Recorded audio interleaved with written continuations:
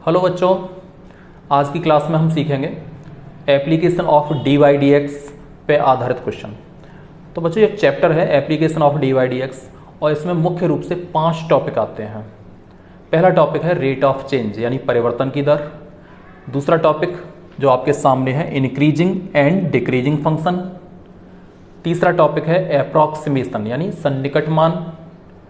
अगला टॉपिक है tangent and normal यानी स्पर्श रेखा और अभिलंब। और लास्ट टॉपिक है मैक्सिमा एंड मिनिमा यानी उच्चिष्ट और निम्निष्ट। लेकिन बच्चों जो 2020 और 21 में बोर्ड एग्ज़ाम आने वाला है आपका, उस एग्ज़ाम में 2 टॉपिक कम कर दिए, सिलेबस में से 2 टॉपिक हटा दिए। एक तो रेट ऑफ चेंज यानी परिवर्तन की दर अब एग्ज़ाम में नहीं आएगा, और दूसरा अप्रॉक्सीमेशन यानी सन्निकट मान, यह भी बोर्ड एग्ज़ाम में अब नहीं आएगा। तो शेष 3 टॉपिक बचे। आज उसमें से पहला टॉपिक हम पढ़ाने जा रहे हैं इंक्रीजिंग एंड डिक्रीजिंग फंक्शन। बहुत अच्छा टॉपिक है, बहुत आसान भी है, आपको आसानी से समझ में भी आएगा। तो चलिए पहले परिभाषा समझते हैं, इंक्रीजिंग फंक्शन क्या होता है। तो बच्चों जैसे मान लीजिए ये एक्स अक्ष है और ये हमने बना दिया वाई अक्ष, ये एक्स एक्स डैश और ये वाई वाई डैश, इस तरह से। अब जैसे मान लीजिए ये कोई ग्राफ इस तरह से जा रहा है, ऐसे इस तरह से कोई ग्राफ जा रहा है। मान लीजिए ये फंक्शन e की पावर x का ग्राफ है या कोई अन्य ग्राफ है। यहाँ पे हमने कोई पॉइंट ले लिया x2 और यहाँ पे कोई पॉइंट ले लिया हमने x1, इस तरह से। तो आप देख सकते हो मूल बिंदु से जब राइट साइड की ओर जाएंगे तो x की वैल्यू बढ़ती जाएगी बढ़ती जाएगी। तो यहाँ पे क्या होगा, x1 का मान x2 से बड़ा होगा। यानी यहाँ पे हम लिख देते हैं कि यदि if x1 greater than x2, यहाँ पे आप देख सकते हो कि x1 का मान x2 से बड़ा है। अच्छा देन तब अब फंक्शन को देखिए, जब यहाँ पे हमने x1 पुट किया तो इस फंक्शन को यहाँ fx1 लिखेंगे। x1 यहाँ पे जब डालेंगे तो fx1, ऐसे यहाँ पे जब x2 आप पुट करेंगे तो ये क्या हो जाएगा, fx2 हो जाएगा। अब देखिए यहाँ पर fx2 और ये fx1, कौन सी वैल्यू बड़ी है, तो आप देख सकते हो fx1 का मान बड़ा है। तो यहाँ पे क्या लिखेंगे, fx1 ग्रेटर देन fx2, इस तरह से। और इसे कहेंगे इंक्रीजिंग फंक्शन यानी वर्धमान फलन। आप देख रहे हो इंक्रीजिंग माने क्या, लगातार ग्राफ ऊपर उठता हुआ जा रहा है यानी मान बढ़ता जा रहा है, वृद्धि को प्राप्त कर रहा है, तो उसे कहेंगे इंक्रीजिंग फंक्शन यानी वर्धमान फलन, या ऐसे भी कहते हैं वृद्धिमान फलन, जो वृद्धि को प्राप्त हो रहा है। तो आपको ये परिभाषा समझ में आई कि जब x का मान बढ़ाएंगे तो fx का मान भी बढ़ता हुआ चला जाएगा। इस पे आधारित एक छोटा सा एग्जाम्पल लेते हैं, आपको क्लियर समझ में आ जाएगा। जैसे आपको मैं एक एग्जाम्पल छोटा सा यहाँ पे बताता हूँ। जैसे मान लीजिए हमने कोई फंक्शन दिया आपको fx इक्वल 5x प्लस 3, इस तरह से एक छोटा सा क्वेश्चन ले लेते हैं। अब आपसे पूछा जाए कि प्रूव कीजिए कि यह इंक्रीजिंग फंक्शन है, वर्धमान फलन है। तो हम क्या करेंगे, वर्धमान के लिए देखिए पहले क्या लिखेंगे, if x1 greater than x2। तो यहाँ पर सिंपल लिख दिया x1 ग्रेटर देन x2। अब हमें ये चाहिए fx1 और fx2 में कौन बड़ा है और कौन छोटा है। तो उसे लाने के लिए हम क्या करेंगे, यहाँ पे देखिए यहाँ पे 5x है तो हम दोनों ओर 5 का मल्टीप्लाई करेंगे। तो दोनों जब 5 से आप मल्टीप्लाई करोगे तो क्या आएगा, 5x1 ग्रेटर देन 5x2। ये आपने असमीकाओं में पढ़ रखा होगा, जो इनइक्वलिटीज होती हैं उसमें पढ़ रखा होगा आपने कि किसी भी आंकिक संख्या का पॉजिटिव नंबर का गुणा करेंगे दोनों ओर तो ये साइन यही रहेगा। अब हम क्या करें, दोनों ओर 3 जोड़ देंगे। तो दोनों ओर 3 जोड़ें तो क्या हो जाएगा, 5x1 प्लस 3 ग्रेटर देन इधर 5x2 प्लस 3, इस तरह से। अब बच्चों आप देख सकते हो यहाँ x की जगह पे जैसे ही हम x1 पुट करेंगे तो इसे fx1 लिखेंगे, ये तो fx1 हो गया ग्रेटर देन। यहाँ जैसे ही x की पे x2 पुट करेंगे तो क्या लिखेंगे, fx2 लिखेंगे, तो ये fx2 हो गया। तो अब यहाँ आप देख सकते हो कि if x1 greater than x2 लिया हमने तो क्या प्राप्त हुआ, fx1 ग्रेटर देन fx2 प्राप्त हुआ। तो इसे हम क्या कहेंगे, इंक्रीजिंग फंक्शन, या फिर स्ट्रिक्टली इंक्रीजिंग फंक्शन भी इसे कहेंगे। आ गया होगा आपको समझ में। अब देखते हैं डिक्रीजिंग फंक्शन। बच्चों आप सामने देखिए ये x अक्ष x x डैश और ये y अक्ष y y डैश और ये मूल बिंदु। अब जैसे मान लीजिए ये कोई फंक्शन इस तरह से आ रहा है, इस तरह से ये कोई फंक्शन आ रहा है, ठीक है। अब यहाँ पर मैंने कोई पॉइंट ले लिया x2 और यहाँ पे कोई पॉइंट ले लिया x1, जैसे कि अभी लिए थे। अब यहाँ पे आप देख सकते हो x अक्ष पे जब दाईं ओर जा रहे हैं राइट साइड में, तो x का मान बढ़ता जाएगा। तो यहाँ पे दिखाई दे रहा है कि यहाँ पे x1 की जो वैल्यू है यहाँ पे लिख देते हैं, देखो if x1 greater than x2, x1 का मान x2 से बड़ा है। अब देखिए जो भी फंक्शन है यहाँ पे, जैसे फंक्शन मान लीजिए ये fx है, ये फंक्शन fx। अब यहाँ पे x ये पे x2 पुट करेंगे तो यहाँ पे वैल्यू क्या आएगी, fx2 आएगी, fx2। और ऐसे ही जब x1 पुट करेंगे तो यहाँ पे वैल्यू क्या आने वाली है, fx1। अब आप देख सकते हो fx2 यहाँ तक और fx1 यहाँ तक, तो कौन सा मान बड़ा है, तो आप देख रहे हो fx2 की वैल्यू अधिक है और fx1 की वैल्यू कम है। तो यहाँ पे लिखेंगे so that fx1 lesser than fx2। ठीक है ना। अभी इंक्रीजिंग में क्या था, इंक्रीजिंग था x1 greater than x2, then fx1 greater than fx2, लेकिन यहाँ पे क्या है fx1 लेसर देन fx2, तो ये है डिक्रीजिंग फंक्शन। अब यहाँ पे ये तो थोड़ी सिंपल परिभाषा है, इनकी सामान्य परिभाषाएं। अब इनमें application of D by D x यानी अवकलज का प्रयोग कैसे करना है, अब वो देखते हैं।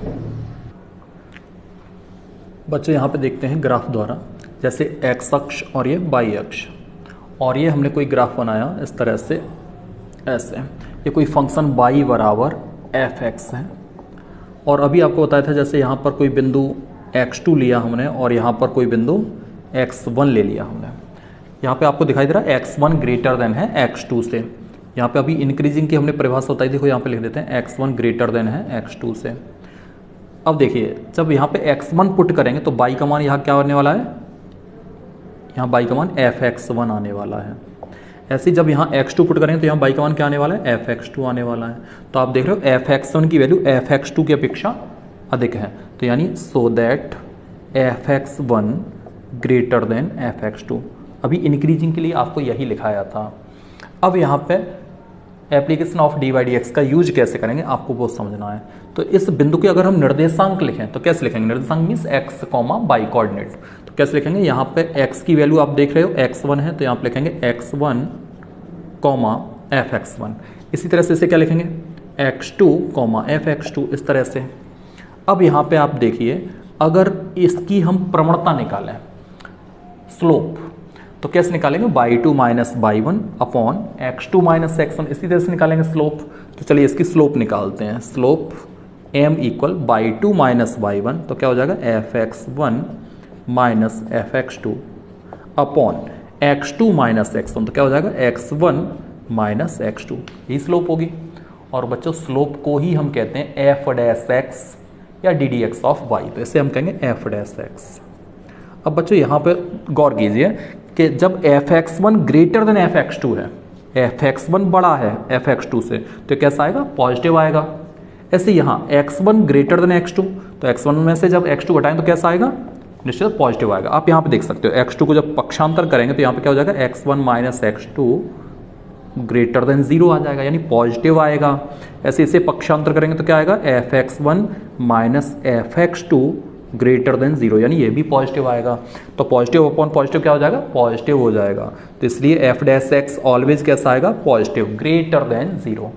तो कोई भी फंक्शन इंक्रीजिंग कब होगा, जब f dash x greater than 0, तब हम कहेंगे स्ट्रिक्टली इंक्रीजिंग फंक्शन।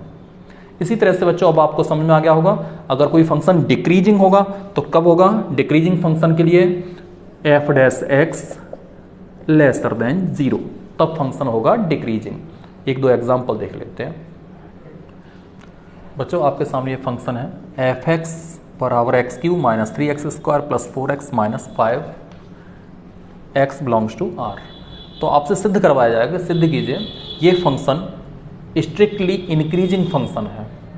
तो कैसे करेंगे, सबसे पहले हम f डैश एक्स निकालेंगे। जैसे कि अभी आपको बताया था कि आप f डैश एक्स निकालिए, कोई भी फंक्शन दिया है, अगर आपको प्रूव करवाया है स्ट्रिक्टली इंक्रीजिंग या डिक्रीजिंग, तो आप बस f डैश एक्स निकालिए। तो इसका अवकलन करेंगे तो क्या आएगा बेटा, 3x² माइनस 6x प्लस 4, इस तरह से आएगा। बच्चों आगे से सॉल्व करते हैं। यहाँ पे देखिए अभी तो कुछ कॉमन नहीं है, हम क्या करेंगे 3x² माइनस 6x प्लस 4 को हम लिखेंगे 3 प्लस 1। अब आप देख सकते हो इसमें 3 कॉमन लेंगे तो क्या हो जाएगा, x square minus 2x plus 1, इस तरह से हो जाएगा, प्लस 1 ऐसे ही छोड़ेंगे। यहाँ 3 और ये अब आपको दिखाई देगा कि x माइनस 1 का होल स्क्वायर हो गया प्लस 1। अब आप बच्चों जानते हो कि होल स्क्वायर है तो होल स्क्वायर सदैव कैसा होगा, या तो पॉजिटिव या जीरो, कभी नेगेटिव नहीं हो सकता। तो ये पॉजिटिव और यह भी पॉजिटिव, तो कैसा आएगा, दोनों का योग सदैव पॉजिटिव आएगा, यानी एफ डैश एक्स जो आएगा वो ग्रेटर देन जीरो आएगा। अब हम क्या लिखेंगे, अतः यह स्ट्रिक्टली इंक्रीजिंग यानी निरंतर वर्धमान फलन है। इस तरह से इसे सिद्ध करेंगे। बच्चों कुछ फंक्शन ऐसे भी आएंगे, जैसे मान लीजिए एक्स अक्ष और वाई अक्ष और फंक्शन इस तरह से जा रहा है, इस तरह से जा रहा है। तो यहाँ पे आप देखिए ये पॉइंट मान लीजिए ए है और यहाँ पॉइंट मान लीजिए ये बी है और इस तरह से यहाँ पॉइंट मान लीजिए सी है, ये सी है, ये एक्स की वैल्यू हमने दी है इस फंक्शन को। अब देखिए फंक्शन यहाँ ए से लेकर, जब एक्स बराबर ए है वहाँ से लेकर एक्स बराबर बी तक कैसा है, डिक्रीजिंग फंक्शन है, नीचे गिर रहा है ग्राफ तो डिक्रीजिंग है, और बी से लेकर सी तक देखिए कैसा इंक्रीजिंग है। तो इस पूरे फंक्शन की ओवरऑल ए से लेकर सी तक बात की जाए तो ये न तो इंक्रीजिंग है और ना ही decreasing, neither increasing nor decreasing function. लेकिन अगर इंटरवल में देखा जाए जैसे ए से बी तक तो डिक्रीजिंग है और बी से सी तक इंक्रीजिंग है। तो आगे क्वेश्चन आप सीखेंगे इंटरवल यानी अंतराल में इंक्रीजिंग और डिक्रीजिंग बताना। एग्जाम्पल द्वारा समझते हैं। बच्चों आपके सामने एक सिंपल एग्जाम्पल लिया, एफ एक्स बराबर 2x स्क्वायर माइनस 3x। अब इसमें पूछा जाएगा अंतराल ज्ञात कीजिए जिसमें फलन निरंतर वर्धमान है और ह्रासमान है। तो क्या करेंगे, इसमें बच्चों मुख्य 3 स्टेप हैं। पहला स्टेप एफ डैश एक्स निकालेंगे, आप स्टेप चाहो तो लिख सकते हो। सबसे पहला स्टेप एफ डैश एक्स निकालेंगे तो इसका अवकलन करेंगे तो क्या आने वाला है 4x माइनस 3। सेकेंड स्टेप आप एफ डैश एक्स बराबर 0 पुट करके x की वैल्यू निकालेंगे। तो देखिए यदि एफ डैश एक्स बराबर 0, एफ डैश एक्स बराबर 0, तो एफ डैश एक्स की पे ये वैल्यू पुट करेंगे तो 4x माइनस 3 इक्वल 0। तो यहाँ से x की वैल्यू क्या आने वाली है 3/4, ये x की वैल्यू आ गई। अब बच्चों हम क्या करेंगे, एक संख्या रेखा बनाएंगे और उस संख्या रेखा पर x के जितने भी मान आएंगे, यहाँ पे तो छोटा फंक्शन था तो एक ही मान प्राप्त हुआ, कभी कभी x के 2 भी मान आएंगे, 3 भी मान आ सकते हैं और ज़्यादा आ सकते हैं। तो यहाँ पे x का केवल एक ही मान आया 3/4, तो इस तरह से x का मान डाल दिया हमने। इधर संख्या रेखा माइनस अनंत से जाएगी प्लस अनंत तक। तो यहाँ पे संख्या रेखा के 2 टुकड़े हुए, एक माइनस अनंत से 3/4 तक का टुकड़ा हुआ, माइनस इन्फिनिटी से 3/4, और दूसरा टुकड़ा देखिए कहाँ तक हुआ 3/4 से लेके प्लस इन्फिनिटी तक। अब हम क्या चेक करेंगे, माइनस अनंत से लेकर 3/4 इसके बीच में कोई भी वैल्यू लेके एफ डैश एक्स इसमें पुट करेंगे। इसमें अगर पॉजिटिव आएगा तो इंक्रीजिंग, नेगेटिव आएगा तो डिक्रीजिंग। तो बहुत सिंपल है। First step f dash x निकालिए, second step f dash x बराबर 0 के एक्स के मान निकालिए, जितने भी मान प्राप्त होते हैं उन्हें नंबर लाइन यानी संख्या रेखा पे दिखाइए। अब देखिए संख्या रेखा पे दिखाने के बाद कितने टुकड़े हुए, टुकड़े मीन्स अंतराल, तो एक अंतराल ये आया माइनस इन्फिनिटी से 3/4, एक दूसरा अंतराल ये आ गया। अब इस अंतराल में कोई भी वैल्यू लीजिए, माइनस इन्फिनिटी से 3/4 के बीच में, जैसे 0 ले सकते हो, -1 -2 कुछ भी, और उसे इसमें रखिए। अगर पॉजिटिव आएगा तो इंक्रीजिंग, नेगेटिव आएगा तो डिक्रीजिंग। तो यहाँ पे जैसे 0 रखते हैं, 0 सिंपल होता है, तो जैसे एक्स के 0 रखे तो क्या आने वाला है -3 आने वाला है। तो इसमें एफ डैश एक्स कैसा आएगा, नेगेटिव आएगा, लेस देन 0। तो हम क्या लिखेंगे, स्ट्रिक्टली डिक्रीजिंग फंक्शन लिखेंगे। यहाँ पे आप लिख सकते हो स्ट्रिक्टली डिक्रीजिंग यानी निरंतर ह्रासमान फलन है। जब x की वैल्यू ये आएगी तो F dash x less than 0 आएगा, तो निरंतर ह्रासमान फलन है। इसी तरह से इसमें जब आप चेक करेंगे तो 3/4 से बड़ा कुछ भी मान आप रखिए, जैसे 1 2 3 4 कुछ भी, जैसे मान लीजिए 5 रख दिया आपने, तो यहाँ से 5 पुट करेंगे तो क्या आने वाला है, ये 20 - 3 यानी 17 यानी पॉजिटिव मान आने वाला है। तो जब x इसमें बिलोंग करेगा तो एफ डैश एक्स कैसा आएगा, पॉजिटिव आएगा, ग्रेटर देन 0। तो हम क्या लिखेंगे, स्ट्रिक्टली इंक्रीजिंग फंक्शन यानी निरंतर वर्धमान फलन है। तो बच्चों इस चैप्टर में बस यही सीखना है। फंक्शन दिया जाएगा, 3 टाइप के क्वेश्चन आते हैं, या तो प्रूव करवाएगा कि स्ट्रिक्टली इंक्रीजिंग है ऑल वैल्यूज आर के लिए यानी सभी वास्तविक मानों के लिए, या वो प्रूव करवाएगा निरंतर ह्रासमान फलन है, या फिर अंतराल ज्ञात करने वाले क्वेश्चन आएंगे। तो ज़्यादातर क्वेश्चन अंतराल ज्ञात करने वाले आते हैं। तो अगली वीडियो में हम देखेंगे क्वेश्चन क्लास, जिसमें सभी इंपॉर्टेंट क्वेश्चन देखेंगे।